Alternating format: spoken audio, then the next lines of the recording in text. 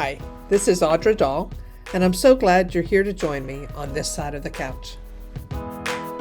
Today I'm here with Jena Bennet, my good friend and colleague, co-worker. I get to have fun with her every day at work.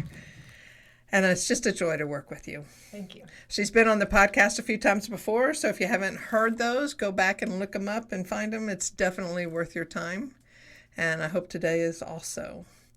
So the reason why I asked her to be on today is because about a week ago, well, actually, it backs up longer than that. I don't know, the first time you told me about the cool stuff you found about abiding in God and what it means to be entwined. I just remember it was so impactful to me, and it was coming to my mind last week, and I couldn't recall it exactly, and so I asked her about it again, and she's like, well, I need to go do the study again on it a little bit and kind of refresh herself on it too. And I thought, well, let's just record it so I don't have to keep asking you. This is coming out of John chapter 15, so I thought I'd read the first 11 verses. And as I'm reading, I want you to listen for the word abide and how many times it is said. Now, certainly it's going to vary according to the translations you read from. I always study from the NASB because I'm a little old school in that way. So here is Jesus talking. I am the true vine, and my Father is the vine dresser. Every branch in me that does not bear fruit, he takes away. And every branch that bears fruit, he prunes so that it may bear more fruit. You are already clean because of the word which I have spoken to you. Abide in me, and I in you, as the branch cannot bear fruit of itself unless it abides in the vine. So neither can you unless you abide in me. I am the vine, you are the branches. He who abides in me, and I in him, he bears much fruit. For apart from me, you can do nothing. If anyone does not abide in me, he is thrown away as a branch and dries up, and they gather them and cast them into the fire, and they are burned. If you abide in me, and my words abide in you, ask whatever you wish, and it will be done for you. My Father is glorified by this, that you bear much fruit, and so prove to be my disciples. Just as the Father has loved me, and I have also loved you, abide in my love. If you keep my commandments, you will abide in my love, just as I have kept my Father's commandments and abide in his love. These things I have spoken to you, so that my joy may be in you, and that your joy may be full. 9 times. 9 times, and I was looking in the ESV. That's a lot of times. A lot of abides. I think it's kind of important. Mm-hmm. It is. Anytime something's repeated, it's always important when the Lord repeats things. Mm-hmm.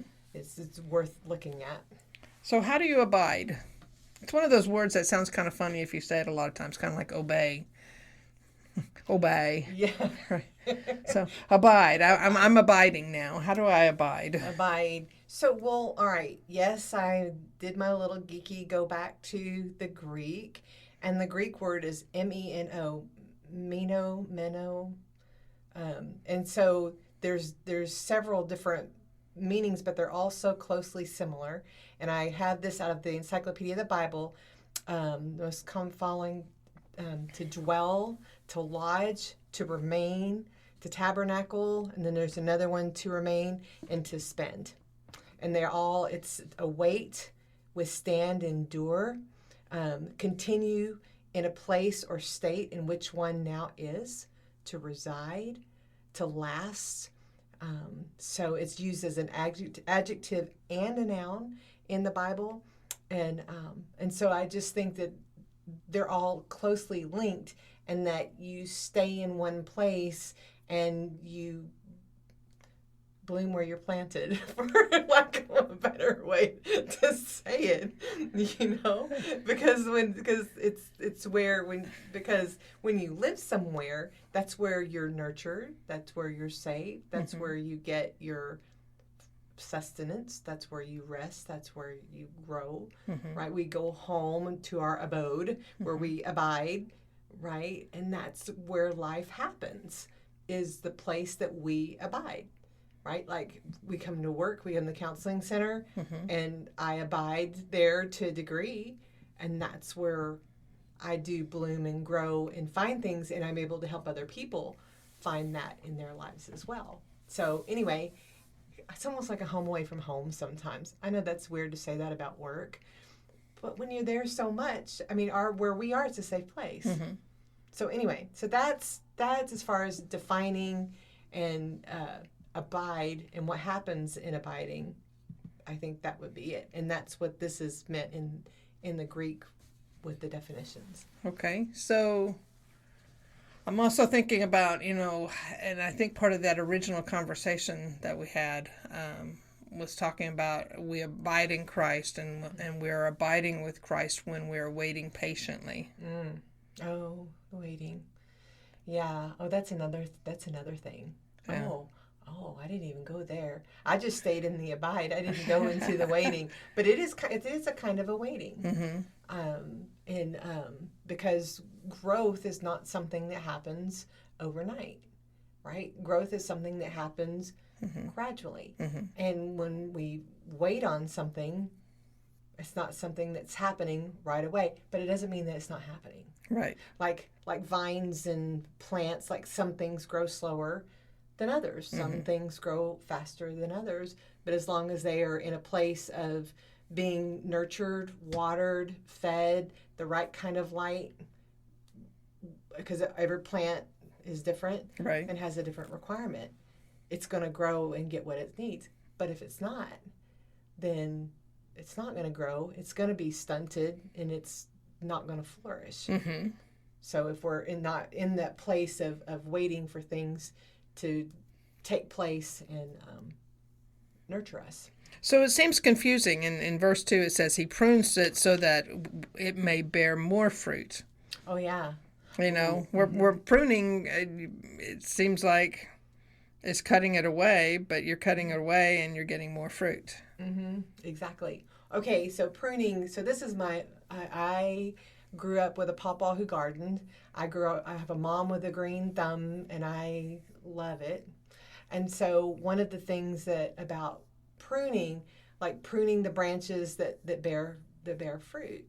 So I went to Moldova, since this is about a vineyard, is the analogy Jesus is using. And I went to Moldova, and Moldova has a wine culture, and they have miles and miles and hills of vineyards. And we've gone it's like late winter to early spring, so there's nothing that's grown yet. And all of those vineyards, every single one of them, all of the branches that bore fruit are gone. They pruned away every single thing, right? In order for the new ones to come and to bear the fruit. If they kept it on there, as beautiful as it is, it's not going to be productive anymore, because they can turn wild. Right? They can grow. I think the Song of Solomon talked about the vineyards that have grown wild. The Shulamite girl, the bride, her vineyards had grown wild because she had tended others. Because if you don't tend a garden, if you don't tend your vines, they'll grow wild. Think of like a crazy ivy plant. Mm-hmm. They'll grow wild and grow everywhere if you don't. I've seen it ruin people's brick walls. Right.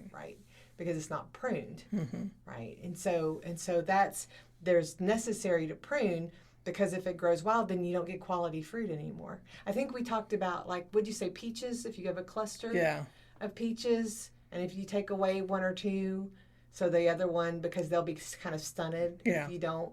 But it looks pretty and it looks so good, right? Mm-hmm. But it still doesn't really belong, because it's not going to be a quality fruit. Right. And so that pruning thing, I think, is so important when I prune my plants at home, right? I shared with you about, I have a prayer plant, and it grows real leggy, and I wanted it to be more bushy in the middle. So I pruned off the leggy parts and rooted them and made a plant for my mom, and now it's filling in. But if you look at it, I'm like, oh, I don't want to cut it, but I had to, or it would have just been lanky and not pretty at all. Yeah. So pruning brings about more fruit, because it allows the right nutrients and all the things that fruit needs to be better and more quality. But what's hard is we see this fruit and it's pretty and it looks good, But that doesn't mean it's quality either, because the Lord, He knows it could be even better. Yeah. Yeah. So yeah, pruning it's important. And then the other part about pruning, when I was looking more into like vines and the vineyards and the vine dressers, because our Father is a vine dresser, right? One of the things that they do, and I mentioned this about my plants, is propagation. And so the thing about pruning and is it's done at a certain time in the season. It's not done just any time, right? It's done when like all of the quality fruit is done. Then that's when the pruning will begin, right? So propagation in with a vineyard, I looked it up because it's the same thing, and they propagate off of a healthy existing branch, and they cut it at a certain place, but it's only done at a certain time of the year, right? And it's treated with special care. It's dipped in a solution, and it waters, and then they grow it. So the other point of pruning is to propagate and make more plants. Interesting. I thought that really was because that's what a good vine dresser will do, because to continue expanding the quality fruit and to keep the vineyards going, because eventually some plants have to be replaced. So can you give me an example of maybe when the Lord has pruned you, and maybe even a pruned off fruit? Oh, okay. Let me think. A pruned off fruit. Well, okay. There was a season when I was counseling, and it was in my beginning times, and it was good. I mean, I was not only like working Christian counseling, but I was working at a chronic pain clinic, and I was learning a lot, and people were doing great. And there was I was in both spheres, the Christian counseling world and then the secular counseling world, and people were getting helped, and it was an amazing time. And even at the chronic pain clinic, like I was the one in charge of it, right? And so it was and I was learning so much, and things came to a screeching halt when my daughter was in a wreck that crushed her leg, and then my Sharon and Ralph, they were in the wreck. All these things all happened all at the same time, right? And so which brought me to a standstill. Yeah. And in the process of all of this, my license expired. My counseling license, right? Because things were at a halt. And I thought, man, counseling's over. And I mean, I grieved that like someone died, because it was a living death for me. Yeah. And then I had this girl, 7 surgeries in a year, and then a year of the recovery and all that was involved with infectious disease doctor and all that. And I thought it was over.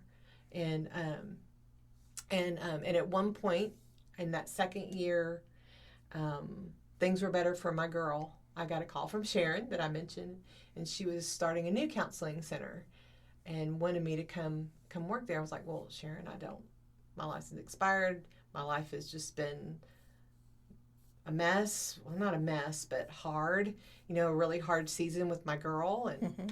And she said, well, and she made some exceptions and guided me back to taking the exam again and get my license back.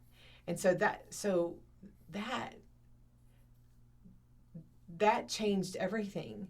And like what I went through with my girl when she was in the hospital, that first night getting ready for that first surgery, all they could do was clean out and assess. There was a nurse, her name is Rosemary, and she said, I noticed by the way y'all are talking to your believers, can I share something with you and pray for you? And we're like, yes, please.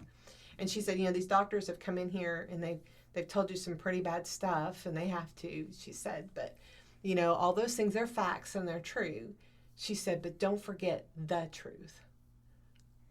And she prayed for us, and I'm telling you, that alone, in the context of what we were sitting in, changed everything. And it completely changed my counseling world too. Completely rerouted so many things in what I was doing, and even how I believed. She drew you back to abide in Christ. She did. And there was direction, like in the pruning, Mm-hmm. that it wasn't cut off and gone forever, you know, but I didn't even realize that's what was happening. Mm-hmm. That was the beginning. Yeah. That wasn't even, I still went a couple of years of a season of kind of winter. Yeah. It was winter and things were waiting because God was bringing life back. Mm-hmm. So that was a fruit. I think that one of the many things that came from that, because the counseling got reestablished, but when I went back in, I had a completely different view. Yeah. And the direction where I was going in the counseling room and working with people. Wow. That is a pruning. It was huge. It's probably one of the biggest ever of that one. Huh. Yeah. Because I knew, I'm like, Lord, I thought you called me to this. Yeah. And he did. But because of that winter season, it makes me think of like the Narnia movies, and it was winter for 100 years. They couldn't see that it would, the hope was coming, and it was kind of like that. Felt like winter season wasn't going to end, but it did. I guess I'm thinking for myself, because I've always, God called me to teach at DBU in 2009, and I did that for almost 11 years, almost solid 11 years. And I loved it. I never thought I would love teaching, but he knew it better than I did. Mm-hmm. And I just did it out of obedience more than anything.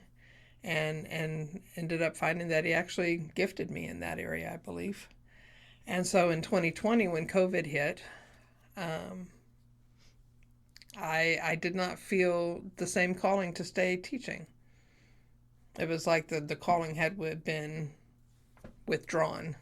I'm not saying he pulled me away and or led me in a different direction, but I didn't feel the calling on me anymore. And I'm wondering if that's a pruning. Sounds like it. Right, because pruning brings about better fruit. There's a purpose. So there's no takeaway without purpose. Yeah. Yeah. And there's always a purpose. And I'm still teaching. I love doing women's conference sessions and stuff like that. In fact, I love it more, honestly. I don't actually miss teaching. And your associates. Your supervision of your associates. Yeah. Yeah, there's definitely still elements there of teaching. So I just had never thought of it as a pruning. He does that. And here's what I think is really interesting about like the pruning thing, and what another aspect of pruning. And I mentioned this to you the other day about suckers on a plant.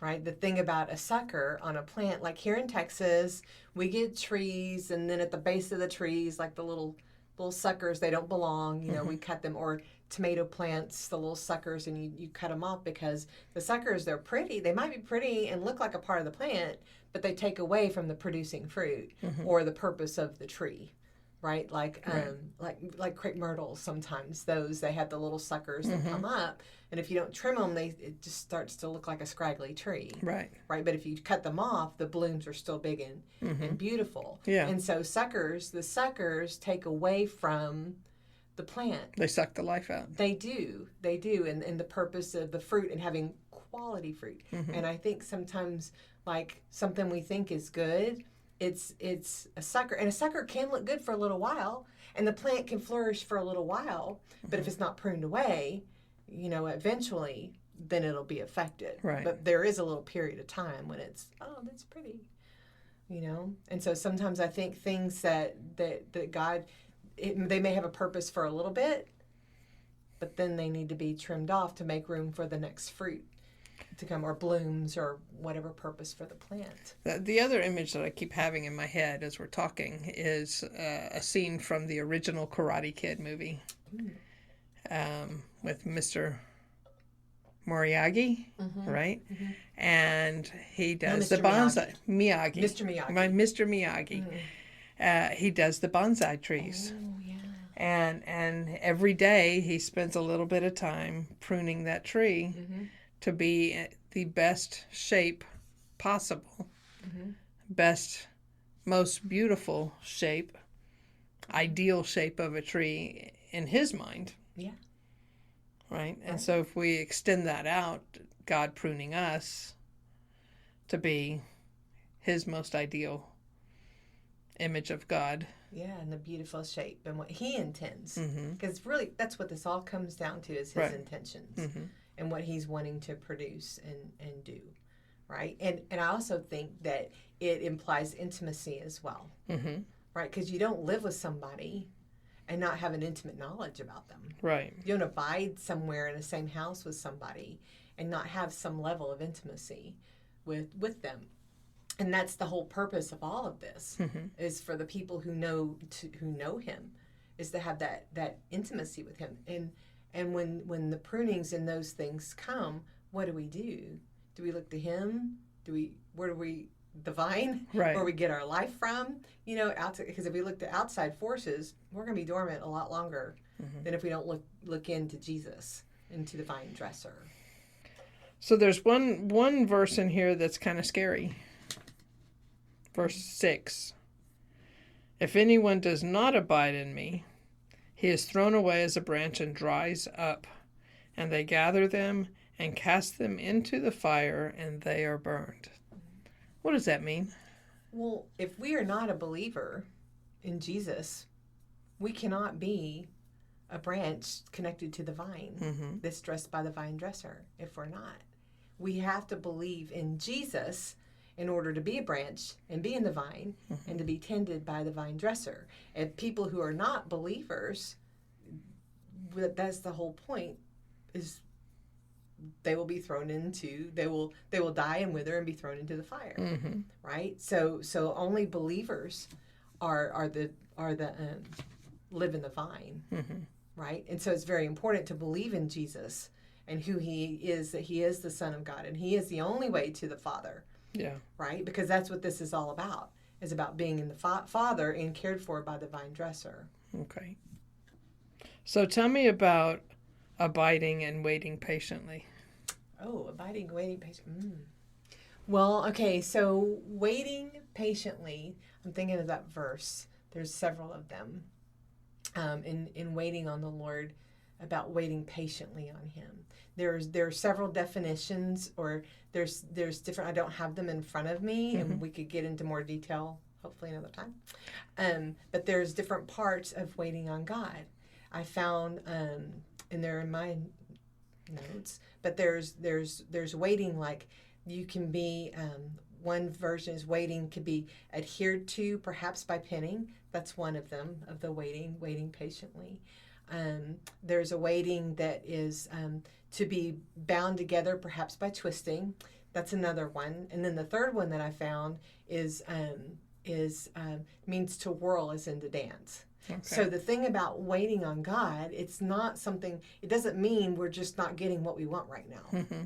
It means we draw near to him, that we are bound to him, that we are twisted together with him, that we dance with him, and it's active in the waiting, Mm-hmm. right? Just even when a vine is in the winter and dormant, it's alive. Right. It's still active, right? It could, and so that's the thing about waiting on something to happen.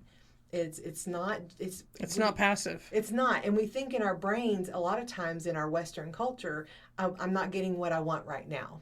Mm-hmm. God's going to take care of me, but I'm not getting what I want. Okay, well, maybe not.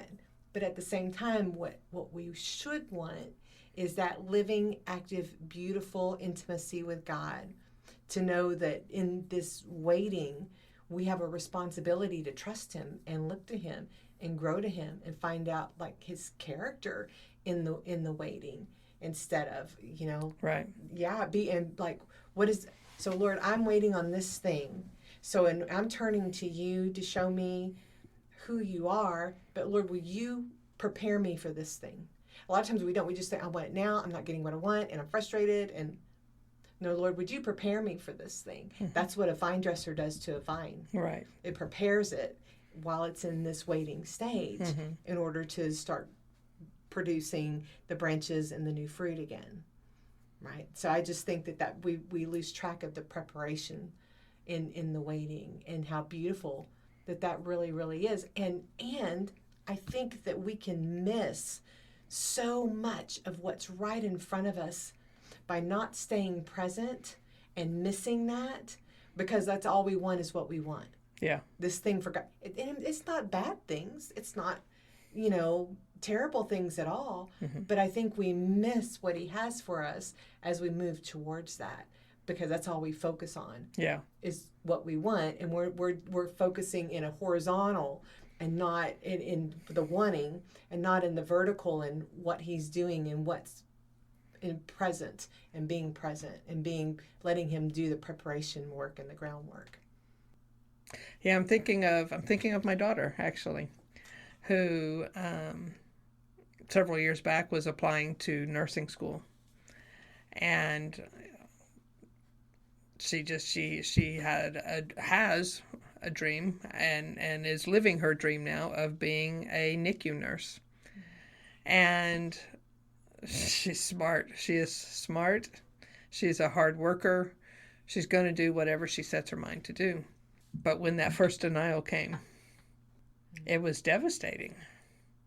And in the midst of her devastation, she heard God say, I didn't say no. I said, not yet. Mm-hmm. And so then she had to start waiting and abiding in him. And why not now? Is the question. Right. What she found out is why not now is because he had something else for her in the meantime of being a foster parent and then adopting one of those 5 that they fostered. That would not have happened had she been accepted. That's right. On the first one. That was kind of a pruning. It was. Wow. Never looked at it that way. And now look at her fruit in the nursing field. Oh, yeah. Right? She's amazing. Yeah. Yeah. Yeah, talk about clothed with strength and dignity. She totally is. Absolutely. Yeah. Absolutely. Mm-hmm. Because she abided. Yeah. And it was the preparation. Or did she abide? Abode. She was abiding. What's the past tense for abide? Or is it, there is no past tense. If you're abide, it's always going to be present, right? Yeah. I'm abiding. Yeah, I'm abiding. I have abidden? No. There's a rabbit trail for you. Yeah. No. It would be I used to abide. But anyway, yeah, just because that's what she did. And the Lord prepared her, right? And I just think that he does that. I know, like in that time with my daughter, with Caitlin, mm-hmm. I know he was preparing me. I was doing a job I hated. But I appreciated very much. I did mm-hmm. appreciate it. A family member had bought a home health care company, and she needed a recruiter and someone to help with some like trainings, orientation stuff. Mm-hmm. And she said, I'll set you up to work from home, because of course she was family. She knew what was going on. Boy, I hated that. I mean, I appreciated it so much, but it was just hard. Yeah. And but wow, you know what? Now in the counseling room, like, I have people now who are caregivers. I mean, like family caregivers mm-hmm. for aging parents, mm-hmm. right? And in the process of that, like, I would help my aunt take care of my grandmother, and seen a lot of that. But mm-hmm. then at the same time, seeing the process at that level, yeah, in the institution of home health care, mm-hmm. It really changed. It really prepared me, because I have so many people right dealing with elderly family. Yeah. And they're who would have known that was a preparation, but I was grateful for it, even though I didn't like it. I did it, mm-hmm. and I had no clue what takeaway I was going to have, even from just that. And that just kind of made me think of that as we're talking. Amazing how he works. Yeah. So in verse 10 it says, if you keep my commandments, you will abide in my love. That sounds kind of conditional. It does. But I don't think it's meant that way. No, I need my Strong's Concordance for that one. I see that as because you are abiding in me, and because of your faith, you will work, right? Martin Luther said, we are saved by faith alone, but not by a faith that is alone. Right, that's right. And this doesn't contradict that, but it's saying your faith will have you keep the commandments. Right, because it says, if you keep my commandments, you will abide in my love, just as I have kept my Father's commandments and abide in his love. Right. In other words, do what I've done. Yeah. Take my example and run with it. Mm-hmm. You know, and you're going to live a full, fruitful life. Yeah. These things I have spoken to you so that my joy may be in you and that your joy may be made full. Right. So that's a promise. Yes, and the joy of the Lord is our strength. Mm-hmm. So I read that and think that my joy may be in you and your joy may be full. So you'll be strong. Mm-hmm.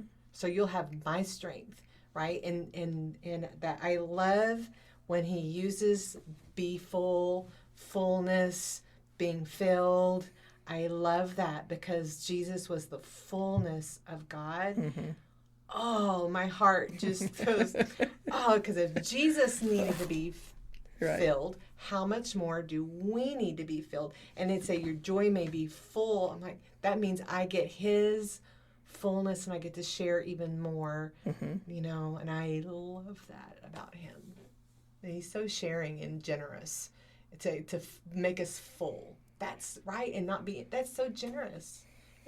I love that. Everything about him is generous. Yeah. Even the pruning is generous. Mm-hmm.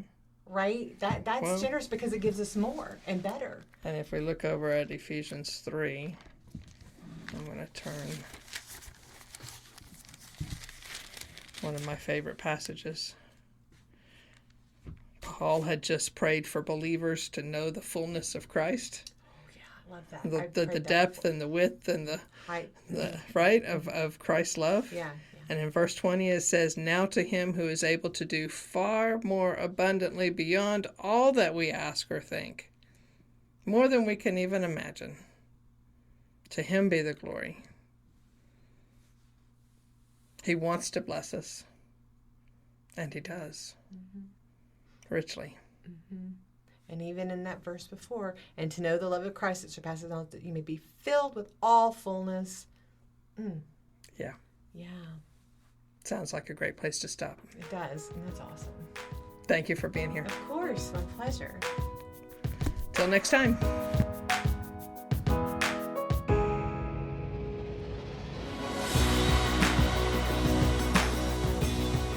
Thanks so much for joining us on this side of the couch today. If you think it's been worth your time and energy, please like and subscribe and share it and tell your closest 10,000 friends. If this show has revealed that you could benefit from counseling, then the next step is certainly finding the right counselor for you.